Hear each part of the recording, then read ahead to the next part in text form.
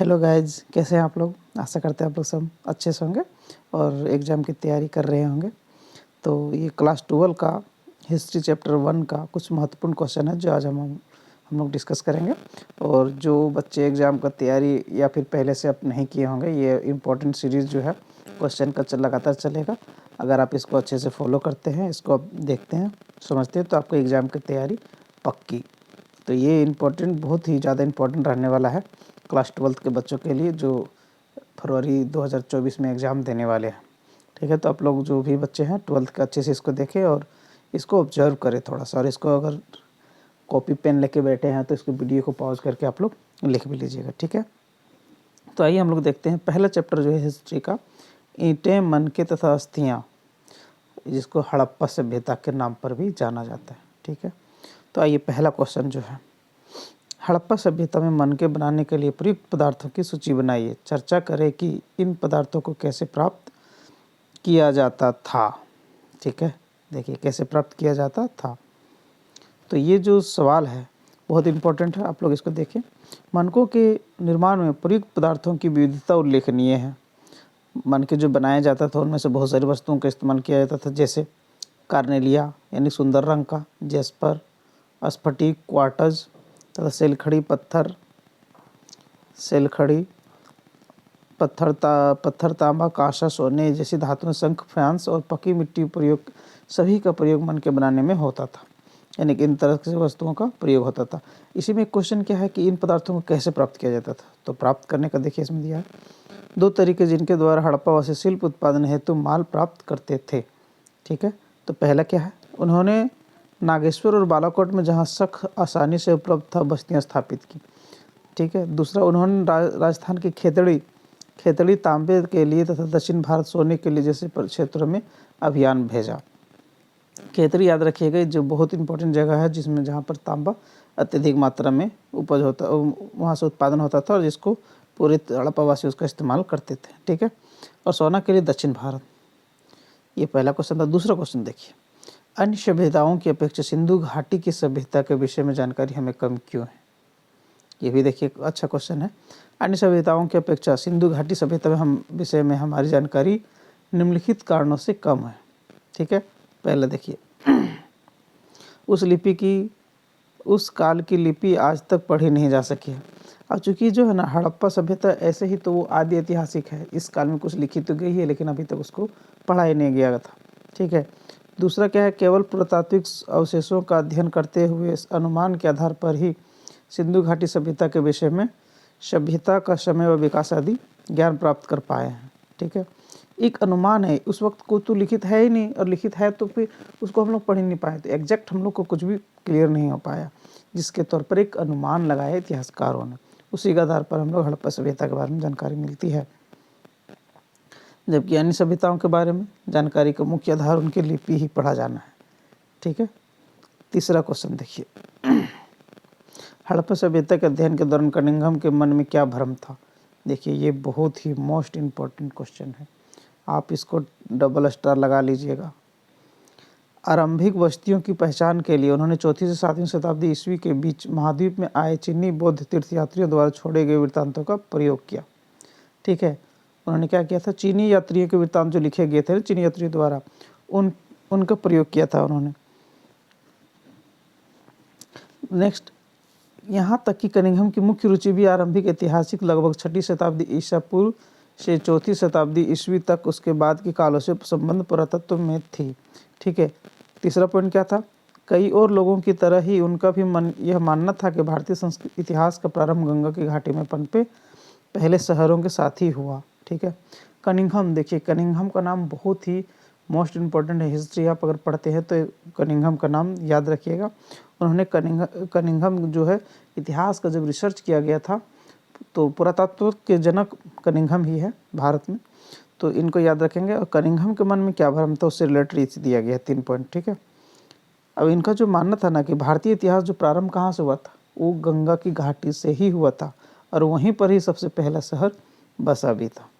इस प्रकार का उनके मन में भ्रम था। जब देखिए दूसरे विदेशी वृत्तांत उन्होंने पढ़े, फिर यहाँ का जो भौगोलिक स्थिति है उनका अध्ययन किया, इस प्रकार से उनके मन में ना कई विचार आने लगे थे और उन्होंने उनका मानना था कि भारत में जो था प्रारंभ में गंगा की घाटी में ही पहले शहरों का साथ बसा हुआ था। ठीक है। चौथा क्वेश्चन, हड़प्पा सभ्यता के अध्ययन के दौरान मार्शल और कनिंघम के द्वारा अपनाए गए तकनीक में क्या अंतर था। अब देखिए, दोनों हड़प्पा सभ्यता की खोज में भूमिका निभाई है। ठीक है। तो हड़प्पा सभ्यता की खोज में मार्शल जो थे, जॉन मार्शल के नेतृत्व में दयाराम साहनी और राखालदास बनर्जी, इन दोनों इनके अंतर्गत थे। और कनिंघम ने इस क्षेत्र का पहले जाकर वहाँ पर अवलोकन किया था। ठीक है। और उसके बाद यहाँ पर रिसर्च स्टार्ट हुआ था। तो दोनों के विचार को पढ़ते हैं। मार्शल पुरास्थल के स्तर विन्यास को पूरी तरह अनदेखा कर पूरे टीले में समान परिमाण वाली नियमित क्षैतिज इकाइयों के साथ साथ उत्खनन करने का प्रयास करते थे। ठीक है। याद रखिएगा, मार्शल का पहले दिया हुआ इसमें। तो क्या इसका अर्थ यह हुआ कि अलग अलग स्तरों से संबंध होने पर भी इकाई विशेष से प्राप्त सभी वस्तुओं को सामूहिक रूप से वर्गीकृत किया जाता था। परिणाम स्वरूप इन खोजों के संदर्भ के विषय में बहुमूल्य जानकारी हमेशा के लिए लुप्त हो जाती थी। ठीक है। अब REM और व्हीलर ने इस समस्या का निदान किया। उसके बारे में क्या कहा। व्हीलर ने पहचाना कि एक समान क्षैतिज इकाइयों के आधार पर खुदाई की बजाय टीले के विस्तर विन्यास का अनुसरण करना अधिक आवश्यक हो था। ठीक है। टीले के विन्यास स्तर, इसका अनुसरण करना बहुत आवश्यक था, क्योंकि अगर हम किसी भी जगह पे उत्खनन करेंगे तो वहाँ पर उस जगह का हर चीज़ के बारे में अच्छे से जानकारी रखना बहुत ज़रूरी होता है। अब देखिए, पांचवा क्वेश्चन जो है, समाधान हड़प्पा सभ्यता में व्याप्त सामाजिक विषमताओं को समझने का एक बेहतर स्रोत है, व्याख्या करें।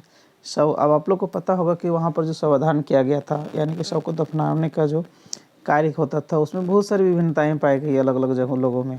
अलग अलग जगहों में कई लोगों के साथ तो दफनाने के क्रम में उसमें श्रृंगार का संबंधित चीज़ों को दफनाया जाता था।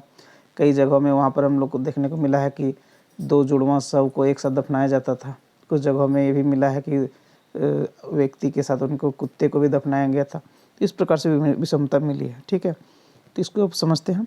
समाधान क्या है। एक समाधान का अध्ययन सामाजिक विषमताओं को परखने की एक विधि है। ठीक है।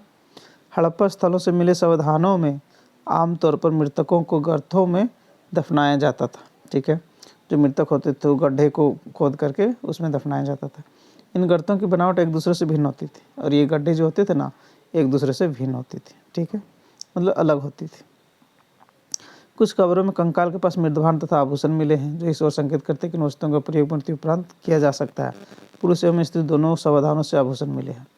मतलब वहाँ के हड़प्पा काल के लोग ना, स्त्री और पुरुष दोनों श्रृंगार करते थे, और ये दफनाने के क्रम में उसके श्रृंगार संबंधी वस्तुओं को भी उसी के साथ दफना दिया जाता था। हड़प्पाई जल निस्तारण प्रबंध के बारे में लिखें। एक लेख लिखना है। सबसे बेहतरीन व्यवस्था तो वही था, जल निस्तारण। इस नगर की एक प्रमुख विशेषता इसका जल प्रबंध था। ठीक है। जल प्रबंध इस हड़प्पा काल का ना सबसे महत्वपूर्ण विशेषता था। इस नगर के नालियाँ गिट्टी के गारे, चूने और जिप्सम की बनी होती थी।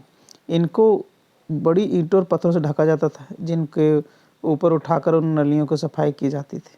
ठीक है। नालियों की सफाई करने के लिए उसको कवर को हटाया जाता था। अभी भी हम लोग बहुत सारी जगहों में देखेंगे कि नालियों को ऊपर से ढक्कन लगा दिया जाता था सीमेंट का, और फिर सफाई करने के दौरान उसको हटा दिया जाता था। ये व्यवस्था गांव में नहीं है, लेकिन नगरीय क्षेत्रों में है, और ये व्यवस्था हड़प्पा काल में था। यानी कि वो हड़प्पा काल बिल्कुल नगरीय व्यवस्था कंप्लीट रूप से थी। अब देखिए, नालियाँ भी क्या होती थी, घरों से बाहर छोटी नालियाँ सड़कों के दोनों ओर बनी हुई होती, जो बड़ी और पक्की नालियों में आकर मिल जाती थी। वर्षा के पानी के निकास के लिए बड़ी नालियों का घेरा 2.5 से 5 फुट तक था। घरों से गंदे पानी के निकास के लिए सड़कों के दोनों ओर गड्ढे बने हुए थे। यहाँ तथ्यों से प्रतीत होता है कि सिंधु घाटी के लोग अपने नगरों की सफाई की ओर बहुत ध्यान देते थे। इसमें कोई डाउट नहीं था कि उन लोग अपना सफाई पर बेहतरीन ध्यान देता था। नेक्स्ट देखिए, हड़प्पाई समाज में शासकों द्वारा किए जाने वाले संभावित कार्यों की चर्चा कीजिए। अब विद्वानों की राय क्या है कि उस वक्त जो समाज में थे ना लोग, कुछ लोग या राजा लोग क्या काम करते थे, उनके बारे में दिया गया इसमें। हड़प्पाई समाज में शासकों द्वारा जटिल फैसले लेने और उन्हें कार्यान्वित करने जैसे महत्वपूर्ण कार्य किए जाते थे। इसके लिए एक साक्ष्य प्रस्तुत करते हुए कहते हैं कि हड़प्पाई पुरावस्तुओं में असाधारण एकरूपता को ही ले, जैसा कि मृदभांडों, मोहरों, बांटों तथा ईंटों से स्पष्ट। ठीक है, अलग अलग बातें कही गई है शासकों के बारे में। ठीक है, उसमें ज़्यादातर ये बात कहा गया है कि उनके महत्वपूर्ण फैसला लेने का अधिकार था। जबकि हम लोग अच्छे से अगर आप देखे होंगे या पढ़े होंगे ना, तो उसमें पता चला होगा कि वहाँ पर जो मुख्य शासक होते थे ना, उनका अभाव था हड़प्पा काल में। ठीक है,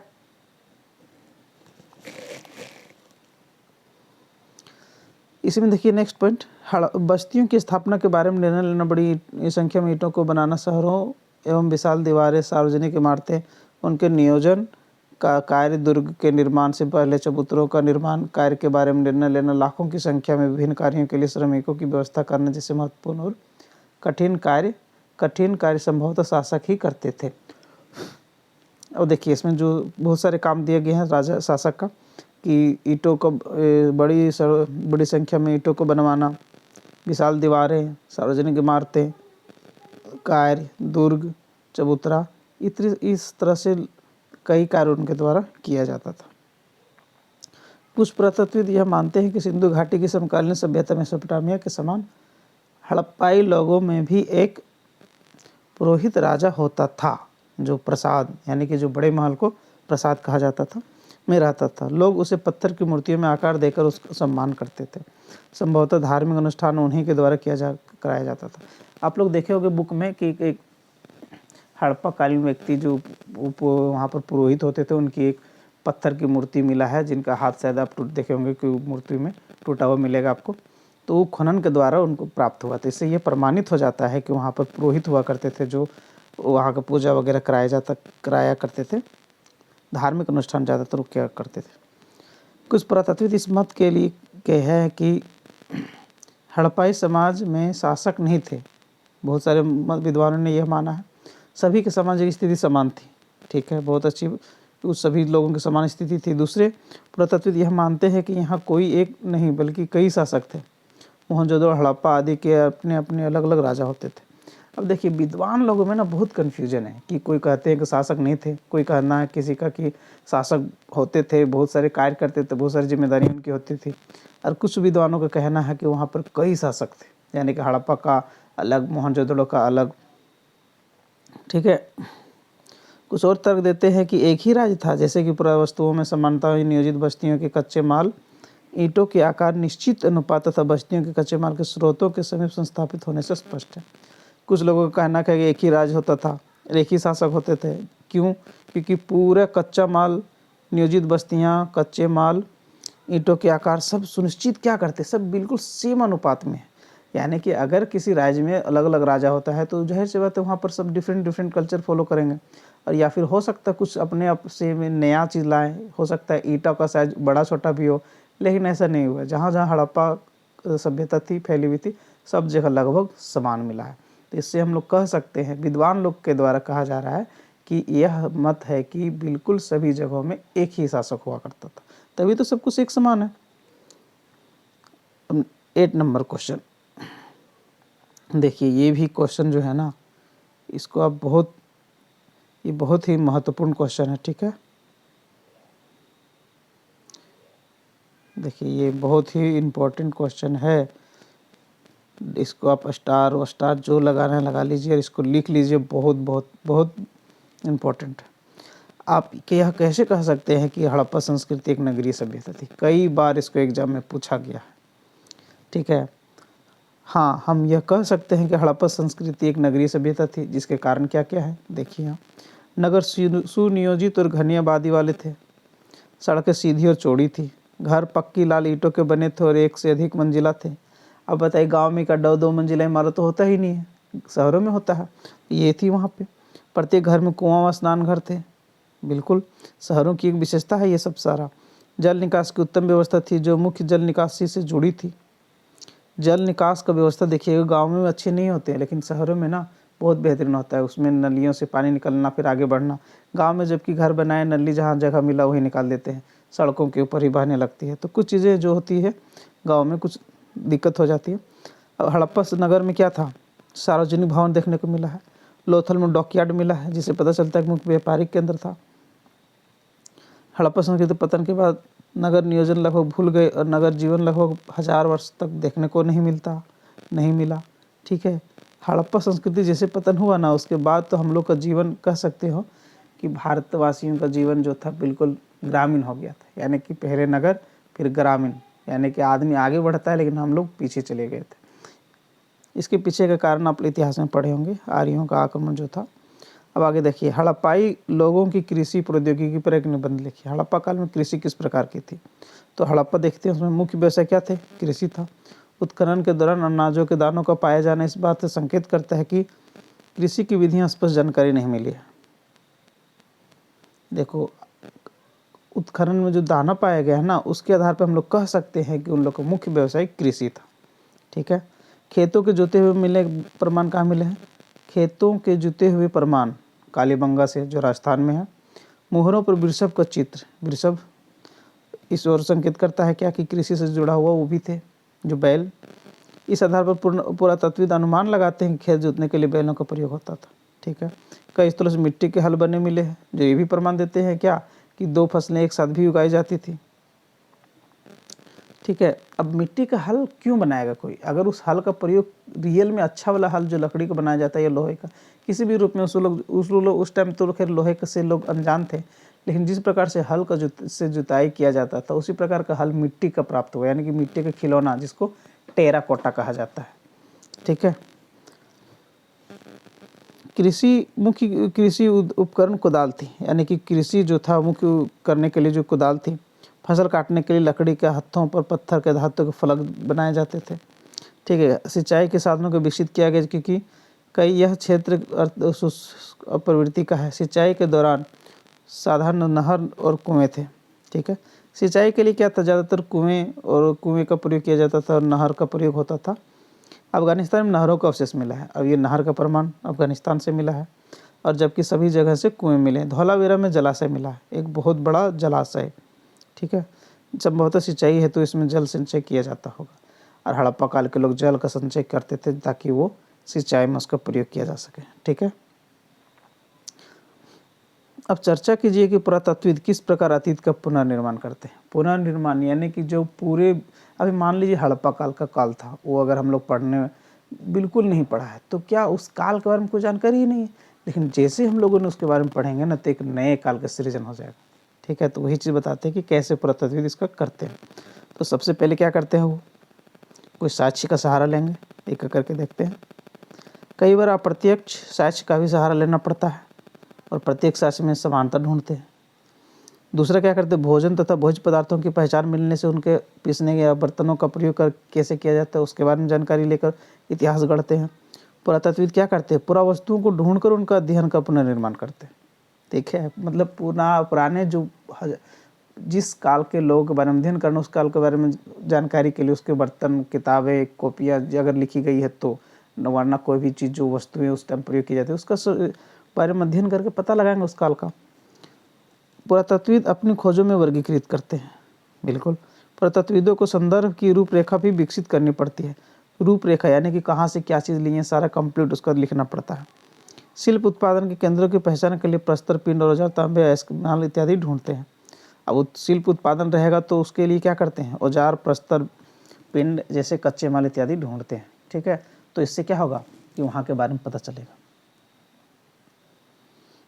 किसी भी वस्तु को वर्गीकरण एक सामान्य सिद्धांत प्रयुक्त पदार्थों जैसे पत्थर, मिट्टी, धातु, अस्थि से संबंधित होते हैं। ठीक है, किसी भी वस्तु की उसकी वर्तमान उपयोग से जोड़ा जाता है। उस वक्त का वस्तु और अभी का वस्तु दोनों मिलाया जाता है। मान लीजिए चाकू ही है तो उस टाइम का चाकू और अभी के टाइम का चाकू दोनों को मिलाया जाता है, और उसके बाद इतिहास लिखा जाता है। उस टाइम का इस तरह का लोग प्रयोग करते थे और बताया जाता है। संस्कृति एवं सामाजिक भिन्नता के जानने के लिए कई अन्य विधियों का प्रयोग करते हैं, जैसे शवाधान, शव को दफनाने की विधि। पुरातत्वविद किसी पुरावस्तु की उपयोगिता को समझने का प्रयास उसके उत्खनन स्थल से भी करते हैं। जिस स्थल से प्राप्त हुआ है उससे रिलेटेड उसके अच्छे से जानकारी उसके बारे में प्राप्त करते हैं। ठीक है, और ये है एक अनुच्छेद है जो आप लोग को समझने के लिए दिया गया है। आप इसको एक बार पढ़ें और उसके बाद इसका सवाल जवाब कर लीजिएगा। ठीक है, तो एक बार आप इसको अगर पढ़ना हो, अच्छे से बनाना हो तो आप वीडियो को पॉज करके कर सकते हैं और बना सकते हैं एक बार। ठीक है, तो आप इसको देख लीजिएगा।